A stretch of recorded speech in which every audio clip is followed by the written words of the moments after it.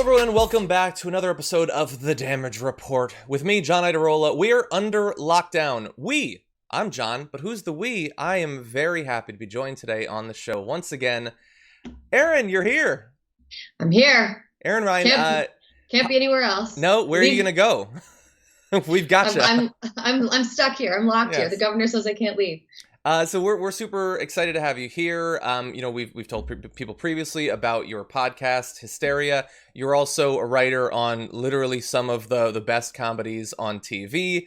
And so it's a dark time. We need your comedy stylings today. Oh yeah, no pressure. No pressure at all. I'm Tell sure a I'll joke, deliver. Comedian. No. Comedians love that. Comedy writers do. love it when people are like, tell a joke. It's like if you meet a gymnast and you were immediately like, do a flip. Yeah, just do split on something. Come on. Do some flips. Be funny now. But anyway, we're going to talk about a lot of news. Not all of it is funny. Some of it kind of humorous. Ben Shapiro might lapse into that territory. Dark humor, to be fair. But very excited to have you here. And to everyone who has already joined us in the chat room, thank you for doing that, including those of you on Twitch, because this is our first episode that is being simultaneously streamed to both YouTube and to Twitch, and I think to the app and the website too. Not 100% sure about that. We're experimenting with different platforms. Hopefully it'll be stable. We're going to have to find out together. But if you are already here, as about 1,000 of you are, please hit the like button so that more people know that the stream is going on. You can, of course, hit the bell to be notified of future streams, assuming YouTube is into sending notifications these days. Doesn't always seem that way. And you can interact with both Erin and myself by sending in super chats, tweeting us at hashtag TDRLive, and commenting as well. And with that, why don't we launch into our first topic? Donald Trump wants you to believe that over the past few weeks, he has started to take this pandemic more seriously, that he understands the virus. But occasionally, he makes clear that that is not necessarily the case. Take a look at this video where he was asked just yesterday, what are we going to do if the virus starts to spread again? Are you worried about that? He's not worried. Without a vaccine, sir, why do you think the virus will just be gone? It's going to go. It's going to leave. It's going to be gone. It's going to be eradicated. And it might take longer. It might be in smaller sections. It won't be what we had. And we also learned a lot. Again, if you have a flare-up in a certain area, if you have I call them burning embers, boom, we put it out. We know how to put it out now. Okay, so Erin, are you reassured? If you have embers, boom, we know how to put it out now. So don't worry. I mean, the vaccine might be a year or 18 months away, but you don't have to worry about, a spike in infections again. Boom, put it out. Yeah. I mean, the disease might be like every single one of Donald Trump's legal problems and just mysteriously disappear with nothing happening to it. I'm just glad that he's recommending that people use, he's evoking embers instead of something that can be cleaned with bleach, because maybe now people will try to dump water on themselves as opposed to inject bleach into their veins. I think that like Donald Trump is just this carcinogenic version of like completely egomaniacal optimism that just cannot believe news that he does not want to believe. And we can't believe him on the on information as it reacts to COVID.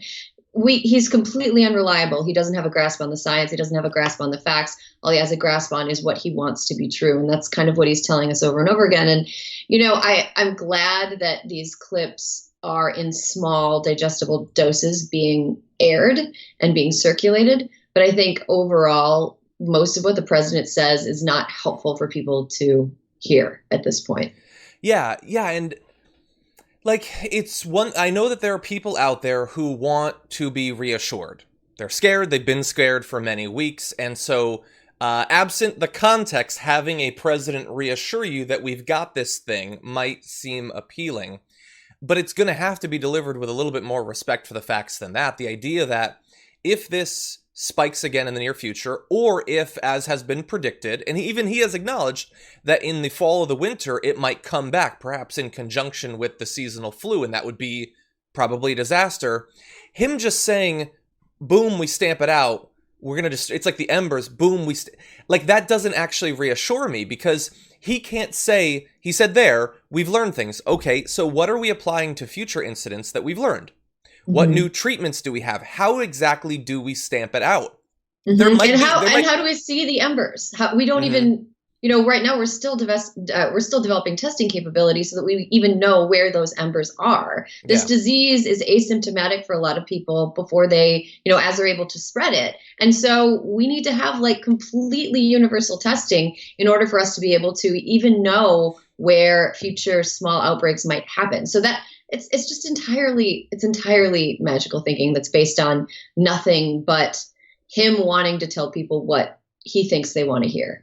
Yeah, and my fear, like when I'm trying to figure out the motive for saying this, and he's said it before, so really fast, I'll go back to April 22nd. He had this to say, and if it comes back, though, it won't be coming back in the form that it was. It will be coming back in smaller doses that we can contain. But what the doctor was saying is Dr. Redfield, and I spoke to him at great length, he was saying if it should come back together, now and I apologize, this is hard to follow, it's his rambling, stream of consciousness, or what passes for consciousness. Now you have a flu, and you have the embers of corona, but in my opinion, from everything I've seen, it can never be like anything that we've witnessed right now. Would you say that's a correct statement? To which Dr. Redfield regrettably said, absolutely, I think. The president cut him off because he can't have a doctor talking. It says it's nothing like what we're talking, what we've just gone through, we will not go through. You could have some embers of corona and you could have a big flu system. And if they combine, if they come together, it's not great, but we will not go through what we went through for the last 2 months. And the issue with that is, why? Why? What new treatment, what new solution, what new protocols do we have? Testing would be something, but he doesn't seem to care about making sure that we get more testing capacity. So how exactly will it just be stamped out? And if you have the ability to just stamp it out right now, why aren't you doing that right now? So in trying to understand that, my fear is that I think it's part what you just said. He wants to reassure people. He wants people to think that he has a grasp on it. But I think it's combined with the understanding that he clearly has that among his voters, among his base, it does not appear to be the case that any number of deaths is going to cause them to leave him. That we've hit 60,000 now, and they clearly don't care. He's still being defended 100% by right-wing media. And so my fear is that this is setting a precedent for, if it comes back, don't worry. Not because we're going to solve it. I just don't want you to worry. It's going to be a disaster, but I don't think that you're going to actually care because you're going to have been inoculated, not against the virus, but against concern. It will have been normalized. Any number of deaths will have been normalized. That's my fear. I mean, I also think he might be trying to play like good cop on this because, we have Governor Gavin Newsom here in California, Governor Cuomo in New York, and some, Governor Whitmer in Michigan, who are instituting these really strict stay-at-home orders, closing parks, doing all these things that are really not fun for residents of those states to go through. Like I was hearing today that that the governor of California might close state parks, and yes. As somebody who likes to hike and is always respecting social distancing when I'm outside, it was just like, oh, dude, come on, But at the same time, after I say, oh, dude, come on, I realize that this is something that is necessary for the eradication or at least the containment of the disease. And I think Donald Trump is maybe trying to play good cop and be like, look, oh, come on, I'm complaining about these orders too. I'm the good guy. I will be the one to let you out of your house. I will be the one to open, Six Flags again. And, he's promising things that he can't deliver, which is kind of been his MO for his entire career and his entire presidency. That's my thought, yes. Is that this is a technique for not only for him to say out loud words that he wants to hear and try to will reality into existence that doesn't exist, but also to try to convince enough people that he can somehow change this really, really bad situation we're in, that he can end the lockdowns just by being optimistic or just by being positive about it. And that's just not how medicine works. It's not how viruses work. It's not how any of this works. Yeah, and look, I guess it would be tough to actually fix the problem, but if you can just get credit for it by getting people to think that in the future you will, that's certainly easier, I guess. And my fear overall is, right now you have, like Tucker Carlson is doing nightly broadcasts saying the quarantines had no effect, it didn't matter. And Trump is saying we're not going to go through what we went through. And I don't think he means we're not going to go through more infections. I think he means we're not going to lock down. And I think that that's the 1-2 punch. Start to question whether the quarantines were necessary and start to believe that they'll never come back, so that if it does get bad, he won't face quite as much pressure to lock things down again.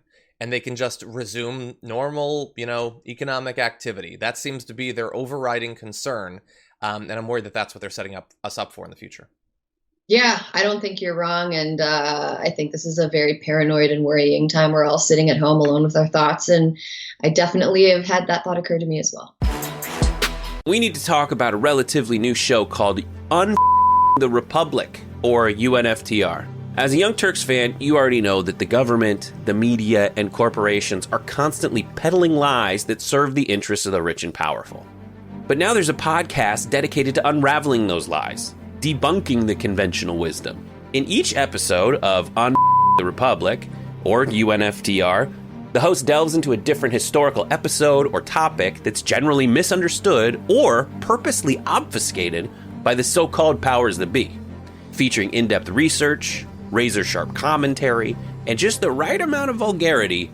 The UNFTR podcast takes a sledgehammer to what you thought you knew about some of the nation's most sacred historical cows. But don't just take my word for it. The New York Times described UNFTR as consistently compelling and educational, aiming to challenge conventional wisdom and upend the historical narratives that were taught in school.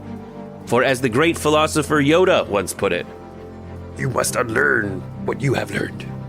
And that's true whether you're in Jedi training or you're uprooting and exposing all the propaganda and disinformation you've been fed over the course of your lifetime. So search for UNFTR in your podcast app today and get ready to get informed, angered, and entertained all at the same time.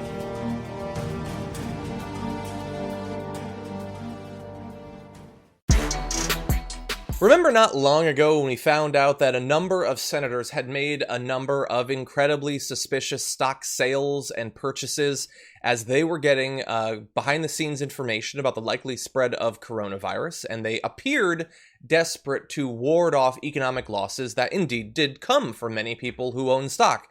Well, we've got more numbers to add on to that story. A new analysis of financial disclosure documents found that Republican and Democratic members of Congress made nearly 1,500 stock transactions worth up to $158 million between February and April as the coronavirus spread across the U.S. This is coming from the Campaign Legal Center, and they said that the stock trading was bipartisan. 27 Democrats, 21 Republicans, and 1 independent were making trades as the devastation that COVID-19 would exact on the U.S. crystallized. Most congressional members are millionaires, and a number have investments in the tens of millions and are far more likely to have investments in the markets. And specifically, so what sorts of trades? Because it's one thing for them to trade. They're millionaires. They have money. They have stock.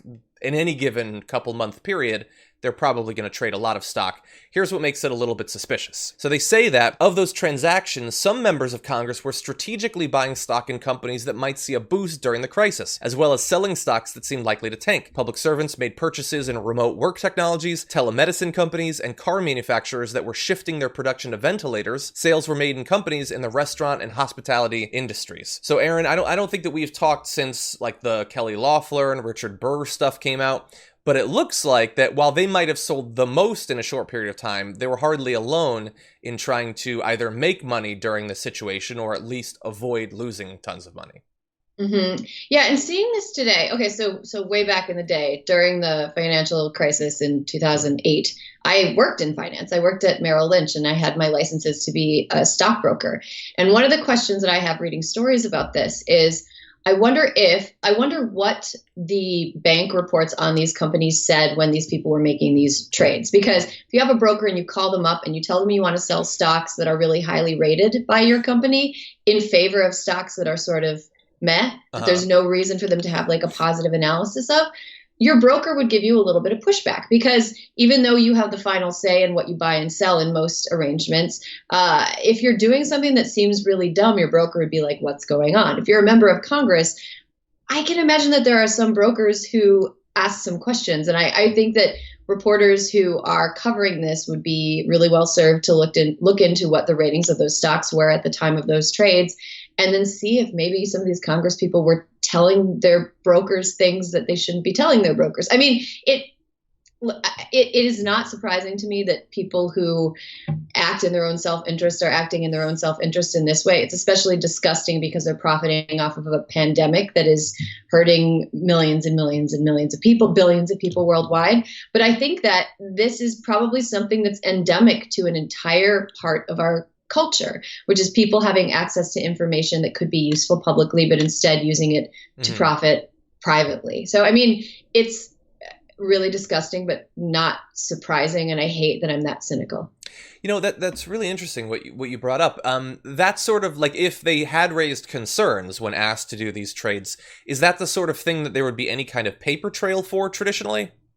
I mean, a broker would be really stupid to email about that. I would imagine that they were probably, if conversations happened, if a congressman was stupid enough to talk about how they wanted to do insider trading, they probably wouldn't have done it over something that had a paper trail. And, you know, any conversation would probably have been in person or over the phone. But it just seems like if I were a broker to a member of Congress and they were all of a sudden calling me and selling all of these stocks that, you know, are for people who go outdoors in life and buying stocks for people being stuck indoors, I would be like, what do you know that I don't know? You know, and why are you acting in a way that is not in line with what our company is recommending people do? I mean, these are just questions that I have. I don't want to sound like Alex Jones right now, but I think that there's probably a lot more to this story than we know, and I hope people keep looking into it.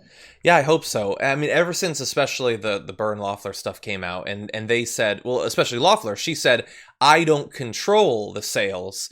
I mean, the obvious follow-up question is, well, then that's an amazing coincidence that you had the private information, but you didn't act on it, and you didn't share it, but someone else who is in charge of your stocks acted exactly as you would if you had had access to that information. And it seems like it's going to be very difficult to actually prove that it happened, let alone for there to be any consequences, since apparently you're allowed to do that. But it sure does seem interesting. It does seem like a big coincidence. Well, so I mean, it sounds like the explanation here is telepathy. And if we do have a congressman with telepathy, then we should be utilizing her in our intel gathering. It'd probably save us a ton of money, and it would probably prevent us from making mistakes. So I think maybe Senator Loeffler should, you know, start applying her skills to figuring out what the enemies of America are doing and stopping civilian harm. That's just me. That's just my opinion. You're thinking outside of the brain. Are you picking up anything from the leadership of North Korea right now? I don't know. But I would like to, in light of this new information, I would like to re-up a tweet that we had previously used on the show from Representative Alexandria Ocasio-Cortez on March 20th, saying members of Congress should not be allowed to own individual stock. We are here to serve the public, not to profiteer. It's shocking that it's even been allowed up to this point. And you can see there that a lot of people tended to agree with that. Actually, I don't know where you stand on this. She sees it as a potential solution to the issue that we saw with profiteering around the pandemic. But of course, I mean, there are any number of different pieces of legislation that hypothetically could be used to inform stock purchases or sales.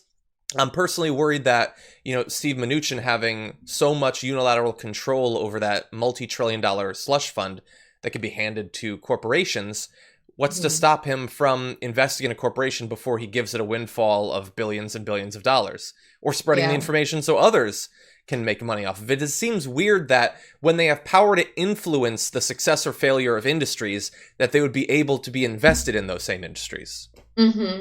Yeah, I guess it's really hard to make a law that will prevent all of the innovative smash and grabs that happen whenever there's a crisis in this country.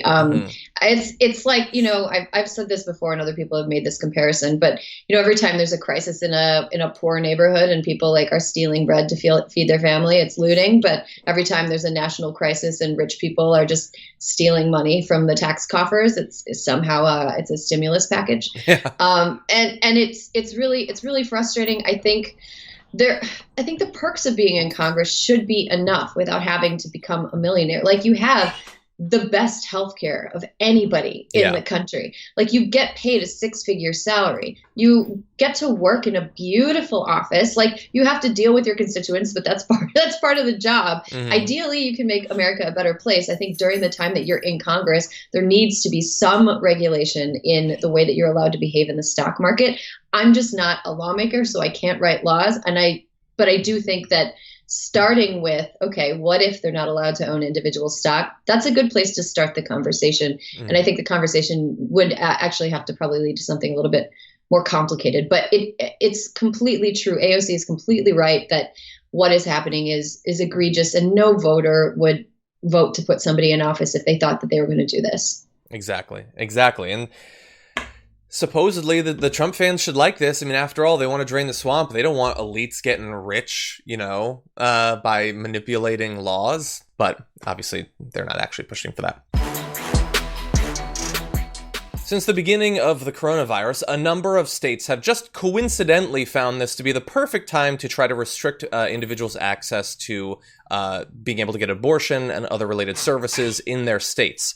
One of the biggest back and forths over the past few weeks has been in Texas, where you have almost on a day-to-day basis been able to, then not been able to, then been able to, then not been able to get access to an abortion at the incredibly limited number of clinics that are allowed to operate there, even in normal times. But in addition to Texas, we have 12 other states: Arkansas, Alaska, Mississippi, Tennessee, Utah, Oklahoma, Ohio, Indiana, Kentucky, Alabama, Louisiana, and West Virginia have also attempted to curtail abortion access in some way under coronavirus-related bans. And while at times the Texas moves have been overridden by courts, that is not always the case in other parts of the country. The U.S. Court of Appeals for the 8th Circuit said that Arkansas can suspend abortions during the pandemic. In the opinion, a federal judge writes that while medications, abortions using pills may continue, surgical abortions that are not immediately medically necessary are prohibited. So Erin, I imagine not probably super surprised that right-wingers are taking this opportunity to accomplish these goals.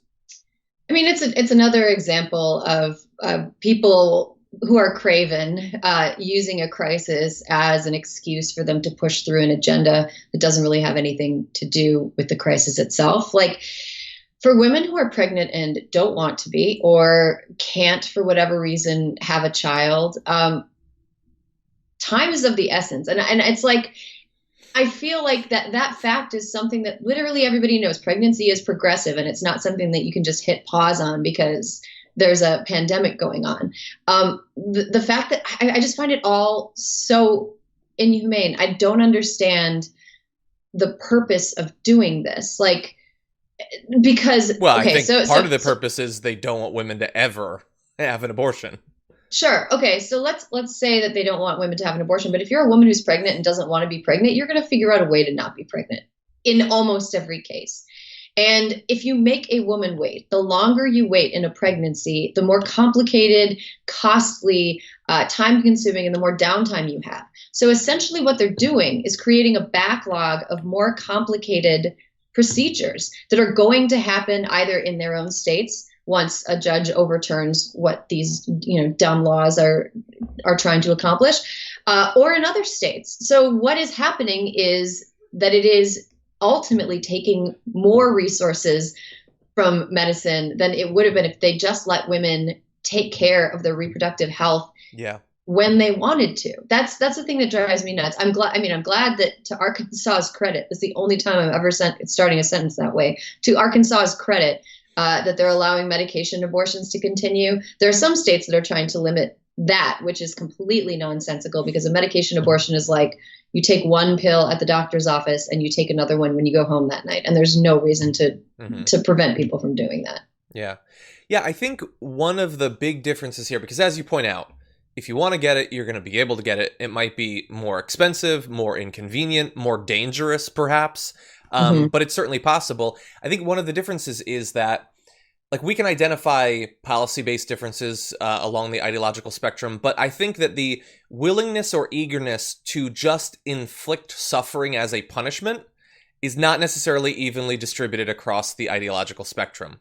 Right. Trump famously said during the 2016 election, he was asked by, I think it was Chris Matthews, oddly enough, but should there be some sort of punishment for women who underwent an abortion? And he said, yeah, they should be punished. I remember watching that. I'm thinking, like, there should be some form of punishment. Like, being pregnant when you don't want to be pregnant is punishment enough. Like, that is, it's not fun. Nobody likes having an abortion. It's not fun for anybody to have a medical procedure.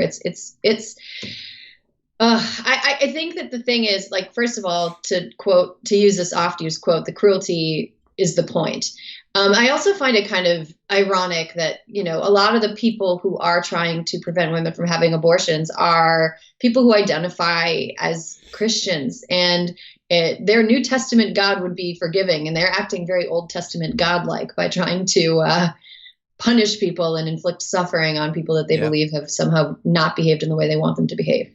Exactly. It's a very hierarchical system, and if you are in one of the lower rungs of that hierarchy, you're kind of asking for it by your very nature, but especially if you transgress against the dictates of those at the top, like you said, the cruelty is the point. That's what they want, and many of their voters want to see it. They want to see, like, for instance, we know statistically drug testing people who get some sort of public benefits or something like that is a waste of money.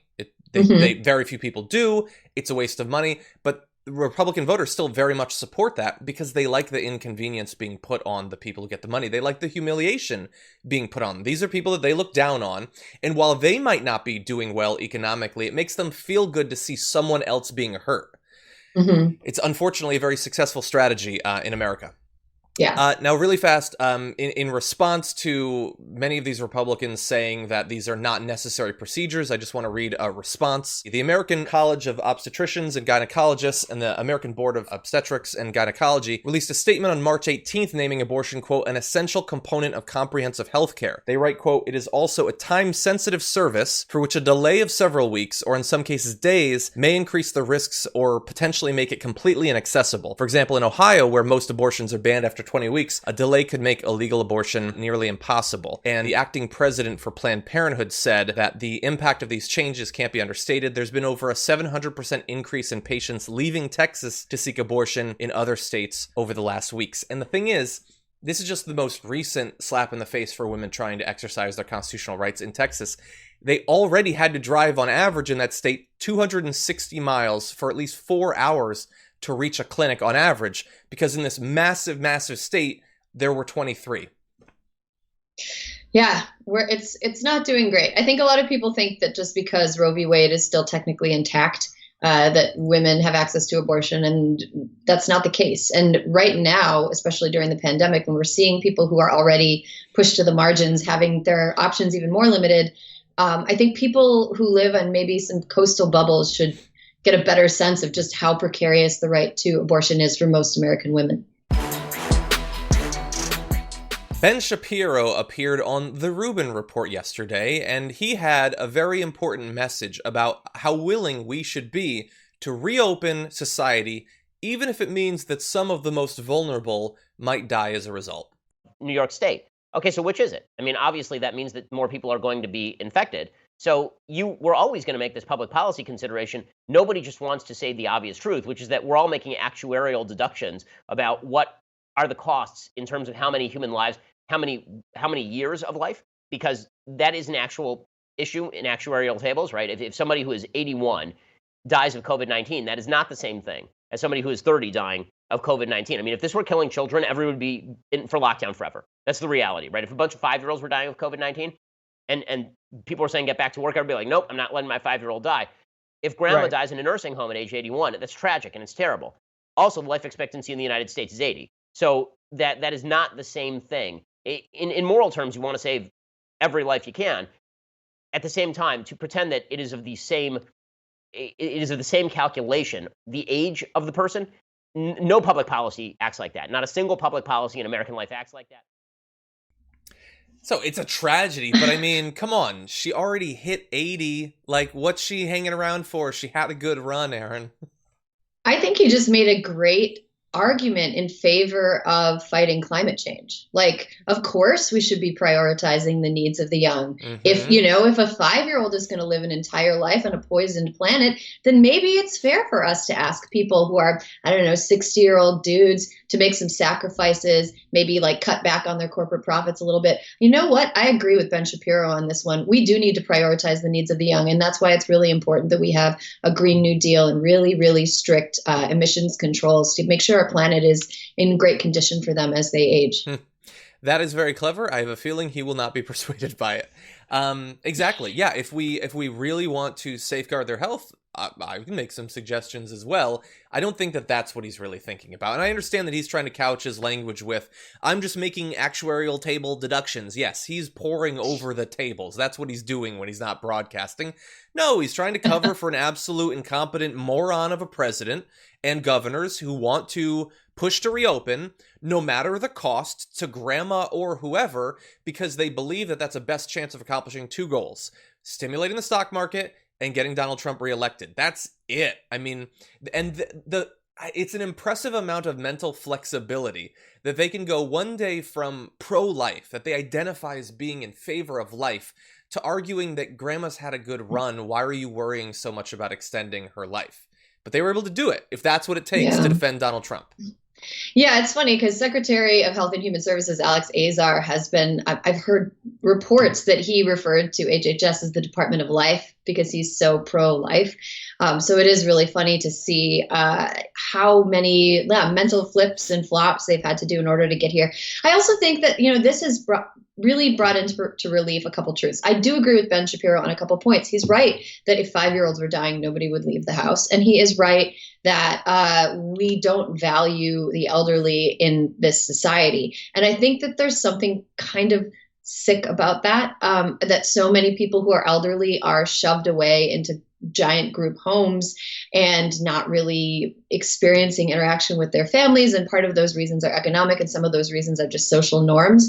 But the way that I've seen a lot of people show their butts in this moment about how little they care about the elderly is really exposing something that's deeply wrong with American society. And it sucks. When I was in high school, I worked at a nursing home, and I don't want to be one of those people that pretends that old people are like angels sent from heaven to teach us lessons, because some of them are jerks, just like everybody.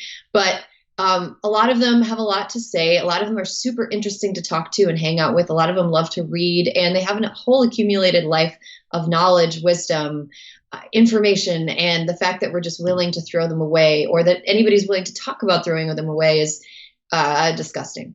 Exactly. Yeah. And, I guess...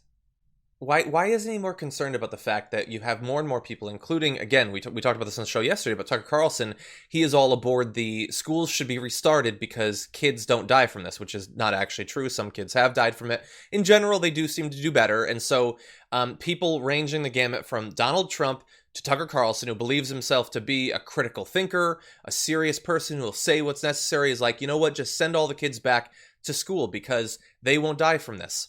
Except, of course, the principal and the teacher and all of those that they have to be around, right. They will be exposed. And if they will one of those kids has a parent that is in any way immunocompromised, or somebody who has cancer that's in their life. I mean, the only way that we could reopen schools is if the schools were totally self-regulating, the kids taught each other, and they were on Child Island together. But as long as they're being exposed to populations that could succumb to COVID, that's a completely irresponsible thing to suggest. 100%. And if you're willing to say, we would do anything to stop our kids from dying, why aren't you willing to do even something to stop your kids from inadvertently killing their relatives or spreading it to their parents, who then spread it to someone else?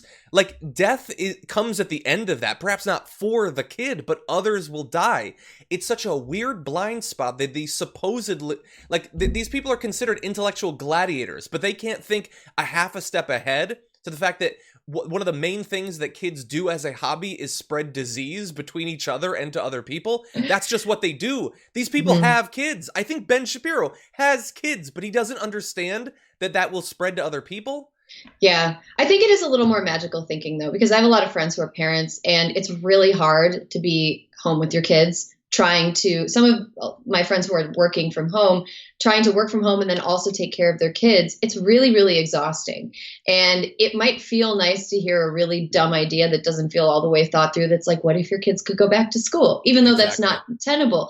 But it's really, some people that I know have said that it's so exhausting. I feel like I'm on the verge of breaking. I had to take a personal day from work.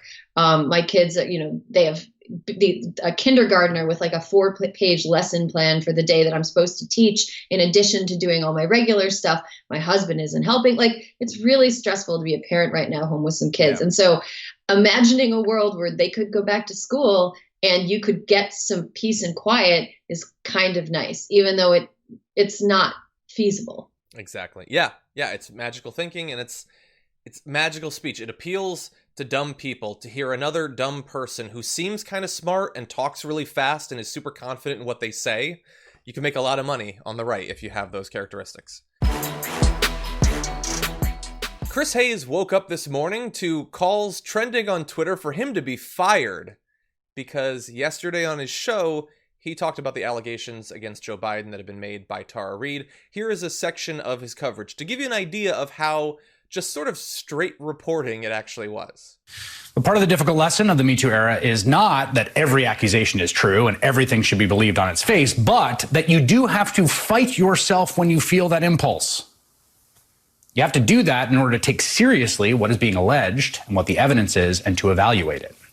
And that is the case with the accusation by a woman named Tara Reade against Joe Biden.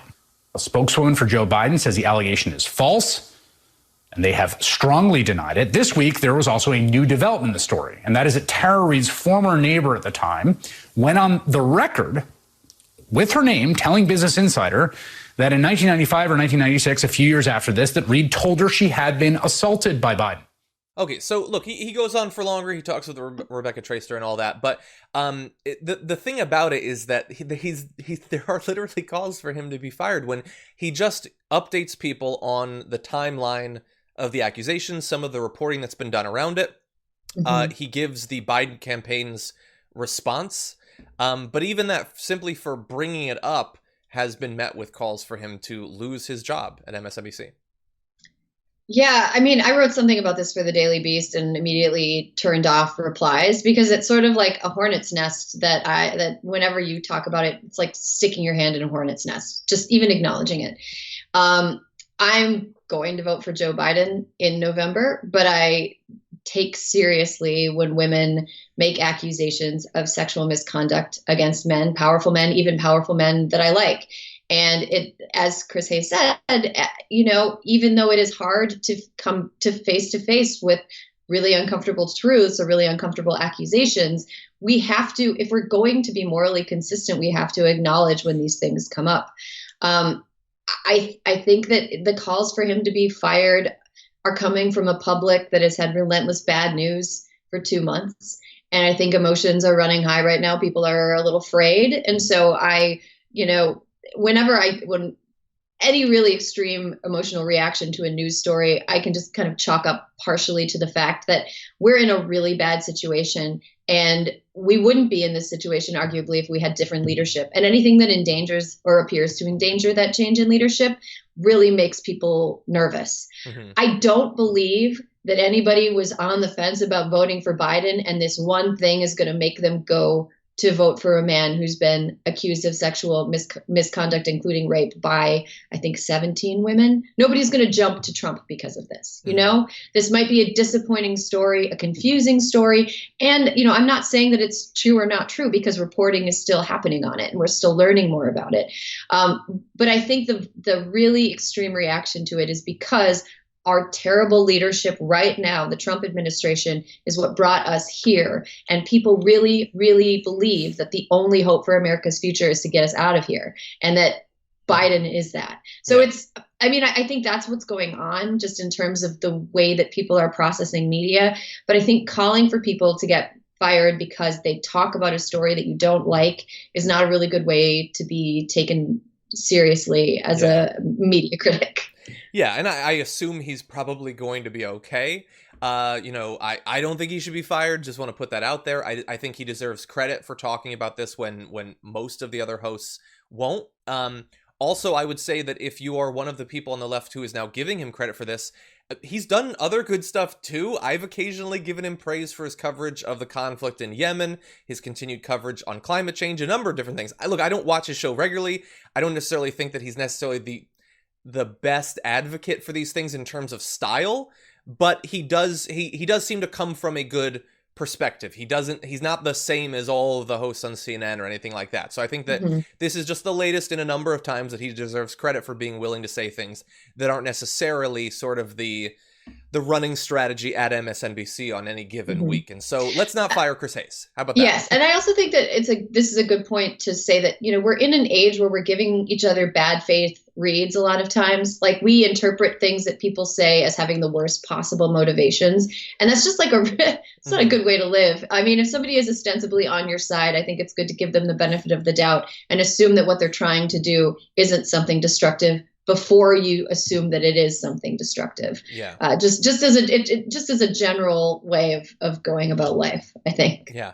Yeah. And look, I sort of agree with you. I think that the reaction against him is people thinking, if I take this seriously, in fact, if I'm even exposed to information about it, well, then clearly that means that we just have to have more Trump. And I think that you're demonstrating that does not necessarily follow. That's not what it represents. What needs to happen is the allegations need to be heard. I would like to have a response from Joe Biden. I mean, we should point out that Biden has conducted dozens of national and local interviews in recent weeks, but has yet to even be asked about the allegations.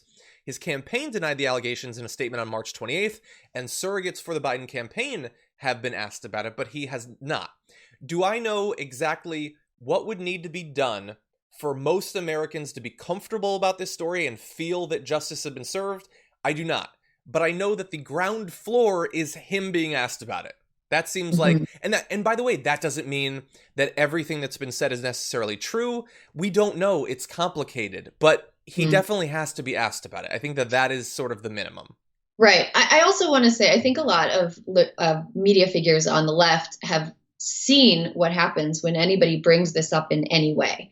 And it's like sticking your hand in a hornet's nest. Yeah. It's easier to just stay 10 feet away from it, even if it is an important story. The easier path is to just stay away from something that is going to, no matter what you say, make people furious. But the courageous thing to do and the right thing to do, if you are somebody who's in the business of truth, is to tell the truth and to try to get to the truth if you don't have the entire truth. So I think, like, trying to give a good faith read to the left-wing media, I don't think it's a conspiracy to protect Joe Biden. I think that it is a fear of any backlash for whatever it is that you say about this story, because people are really tired of the Trump administration, rightfully so, and they really want somebody else to be the president, and they really don't want anything to endanger that. So that's what it seems like is going on to me.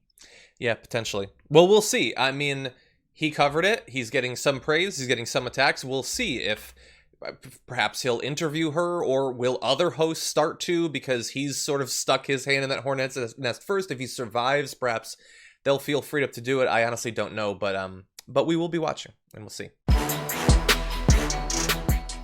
Just because America is in the grip of a pandemic doesn't mean that our relationships with other countries aren't continuing, that foreign policy doesn't roll on, and that the stance that our government has towards other foreign governments doesn't necessarily interact with the pandemic in a way that might be devastating for those countries and potentially for other countries as well. And joining us now to break down some of his recent reporting on this, the relationship between the U.S. And Iran and some of the consequences of it, we have once again Ken Klippenstein, a reporter for The Nation, joining us on the show. Ken, welcome back. Great to be with you as always, John. Always glad to have you here. And you had an article recently that talked about some information that's been leaked that has to do with the spread of coronavirus cases that appears to be linked to Iran, which is currently suffering from a number of different U.S.-based sanctions, correct? Yeah, so this was an internal intelligence assessment conducted by the Air Force, which found that the coronavirus, which is just ripping through Iran, in much the same fashion that it is the United States, more so than our neighbors, Canada and Mexico, although, of course, you won't hear that from the president. It's sort of harming Iran worse than, a lot of its regional neighbors. And the effect of that, in addition, of course, to the suffering of the Iranian civilians themselves, is going to be to spread to a nearby military base, which is our biggest base in the entire Middle East and the whole region, huge base in Qatar. And this assessment found that most of the cases that exist in Qatar now are attributable to Iran, because Iranian nationals travel a lot. They conduct trade, particularly with Qatar, where there's huge military bases. So the assessment found that not only is this, a major risk to their own people, which, has humanitarian implications if you care about humans, but also to American soldiers if you don't care about you don't care about Iranians, as I hope people do. Exactly. And the official stance of the damage report is that we do care about humans. So so you say in the article that they at that point had cited 800 cases, but we don't know for sure exactly what percentage of those are US service members, but that also was several weeks ago, and so for all we know, the number of cases could be much higher.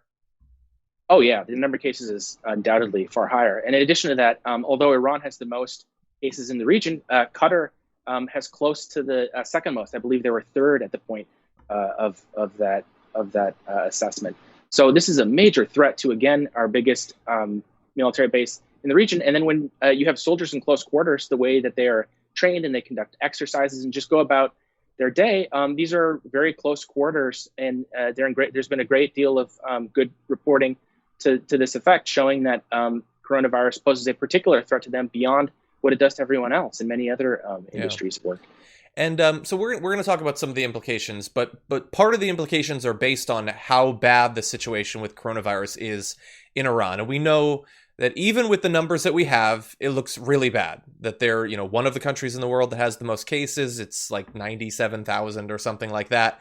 But we don't know for sure, but my gut says that seems like a very low estimate, that for a country that has more than 80 million individuals, that has been described from the beginning as very ill-equipped to deal with this, the idea that they're getting like 1,000, 1,500 new cases a day, that seems like it's probably not a wholly accurate number.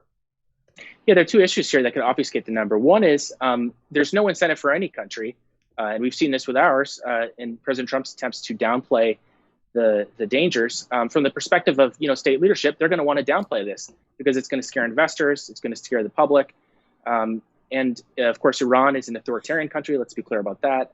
When I say country, I mean the government, the leadership. I think the civilian population probably has a much different attitude about their leadership as do many of us. But and so that authoritarian character can lead to them hiding things. And in addition to that, it's just hard to know how many there are to begin with, because we don't even know how many there are in the U.S. There are a lot of, intimations, I think, that the numbers are actually a lot higher because we have an inadequate medical system to actually judge these things, not to mention we don't have enough tests to even look at it. Yeah. So I don't think there is any way that they could know how many there are, in addition to the, incentives to hide and cover things up. And the idea seems to be that while they might have been ill-equipped on their own in any case to deal with it and to limit the number of cases, both for their own civilians, but also that seems to be emanating out from the country, the sanctions certainly don't seem to be helping. And in the article that you wrote, it talks about how supposedly Pompeo has made overtures of potential help, but we don't know if there are any concrete details. There don't appear to be concrete details. And it doesn't seem like the overall stance of our government under Donald Trump is going to change drastically. I mean, he has been incredibly aggressive towards Iran for some time. His base seems to like that. Yeah, I think it was kind of a sleight of hand, unfortunately, because I have seen, a lot of reporting saying Pompeo, offers help to Iranians. Iranians don't accept it. And so I'm thinking, oh, that looks bad. And I'm thinking to myself, like, well, why would they want to accept free help if it was offered to them? So I look into it, and I had to really dig to find, what this offer of help was. And what it appears to be is, a purely symbolic overture, which is not nothing. I do think it's important to, try to maintain some kind of diplomatic openness with a country, with any country, including this one. But still in place were a number of preconditions that Pompeo had set forth about a year and a half ago, I believe. And, Obama administration officials have described these preconditions as basically, precluding any sort of reasonable agreement. They're saying it almost seems as though the preconditions Pompeo set in for for help are designed to make it impossible for us to ever negotiate with them. Yeah. So it seems sort of dishonest. Yeah, there was one other thing. Maybe this is just a small detail. Feel free to correct us. But our team noticed that one of the quotes that you pull from the document that was provided, this intel brief, it says specifically, Pompeo said that the U.S. offered help and Iran refused. When it sounds like in an intel brief, it would say Pompeo offered help and Iran refused. They're quoting it as if the intel brief itself doesn't want to state it as a fact. Yeah, you're very astute to notice that. There is a tendency on the part of the military to, it's sort of scary, but there's when I was a kid, I'd watch Born Identity movies, think, oh, they've got all this great intelligence, they know everything. In many cases, they're just relying on what they see in the press as much as us. And I spend all sorts of time going over declassified documents via FOIA, things that are leaked to me. What I see again and again is more often than not, they're sort of trying to dig through the noise to find out what's going on as much as a lot of folks in the public are. So there may have been genuine confusion on their part about what the overture was, if there was any. Yeah, exactly. Yeah, you grow up thinking they've got Matt Damon, but no, he's acting. He's not actually helping him out. And really fast, I want to be clear. I want to give the credit for that notice to our producer, Angel. She was quite astute to have noticed it. But anyway, it seems like long term, if help isn't offered by the United States, if Iran continues to flounder in their response to coronavirus, that's not only going to reap an obvious toll on the civilian population there, but could continue to endanger military personnel in the region, which sounds like something we'd want to avoid. Is there any reason to believe that potentially other countries might step in and fill the void? I believe that there's a great deal of pressure coming right now from Europe in particular, which also is no enthusiast for the Iranian regime, but is a little more sensible in terms of understanding that with a pandemic, it's really hard to have an approach to it that is sort of nativist, and we're going to ignore what happens to other countries. We're only going to focus here because the disease is spread. It would seem to be very obvious, almost axiomatic. But when you have an America First so-called policy that doesn't address not just the Iranian issue but also the Chinese issue with one of diplomacy, and this is a problem described to me by an Obama official at the State Department, who I quoted in the story, but you don't have those open lines of communication, that's going to end up exacerbating the problems and the secrecy that exists, in an illness in other states, and that will come back to get us because it's going to spread here. 100%. Really appreciated the article. If anyone watching this would like to read the full article, it's available over at The Nation. The title is How Trump's Foreign Policy Puts Troops at Risk of COVID-19, and you can see all of Ken's other great reporting there. As always, Ken, thank you so much. Good to talk to you, John.